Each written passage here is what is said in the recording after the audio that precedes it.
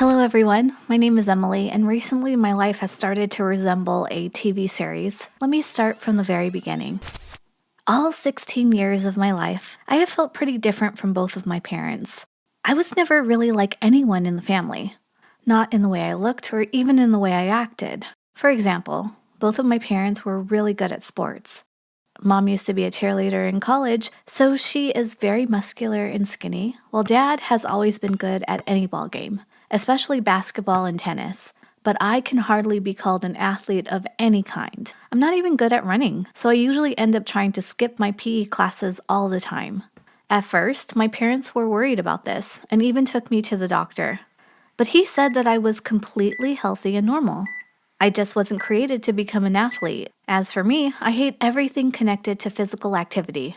I would rather read books or draw something, and I'm really good at natural sciences. This is actually what calms me down and helps me relax. It's nothing, you'd probably say, but I always felt pretty uncomfortable when the whole family gathered together and played. Let's say, football. I'd just sit somewhere under the trees and sketch another family portrait.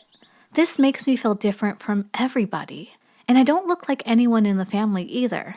They are all brunettes with blue eyes and dark skin. When Mom gets tan, she looks like a real goddess. And I'm a chubby blonde with gray eyes. An extra sun makes my pasty white skin as red as a tomato. I do love my family, and I'm sure that they love me back. But there are some times when I feel like I am in the wrong place. Although I'm pretty sure that many of you have felt the same way at least a few times in your life. My time to find out what was wrong with me came with a piece of mail. That day, I was home alone when the mailman came and brought a letter from the local hospital addressed to my mom. I never meant to read anyone else's correspondence, but this very letter made me feel nervous. I thought, what if Mom might have a serious illness and just doesn't want me to find out about it? That's why I decided to carefully open up the envelope, so that no one would notice I'd actually done it. The information inside sent me into shock. The letter said that 16 years ago, on the night I was born, the fire alarm went off suddenly, and that incident made the nurse on duty panic and switch two babies, me and another girl. At first, she was scared to confess this because she thought she might lose her job. But now this woman is terminally ill and is about to pass away soon, so she decided to confess her mistake. Reading all that just made me physically ill. It turned out that my parents were actually not my parents, and this fact explained why I had always been the black sheep in the family. I just sat down reading and rereading the letter over and over again, and didn't even notice that my parents had returned home. When I saw them, I couldn't do anything but just burst into tears and run to my room. I didn't know how to react or what to say, and was just lying on my bed when my parents knocked at my door. They looked totally down in spirits and worried about me. Dad kept silent just like me, while Mom tried to find the right words to say. She said that this horrible mistake won't change anything in our relationships, that I always was and forever will be their beloved daughter, and that I would be the only one to decide whether I want to meet the other family or not. I felt frightened and depressed about that letter. But when my parents hugged me, I realized that I loved them more than anything in the world.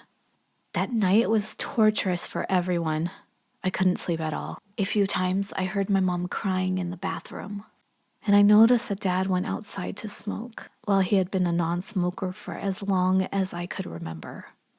The other day I made my decision. I wanted to contact my biological parents. Their address was also included in the letter, and Dad called them. It turned out that they had also received the same letter and were about to contact us. We decided to meet at a cafe. You know, I immediately recognized the other me at first glance. She looked just like my mom. The same hair and eyes, same mannerisms, and even the way she waved at me. Everything resembled her. And I turned out to be more like my biological father, especially the way I looked. Only my total inability to be athletic turned out to be inherited from my mother.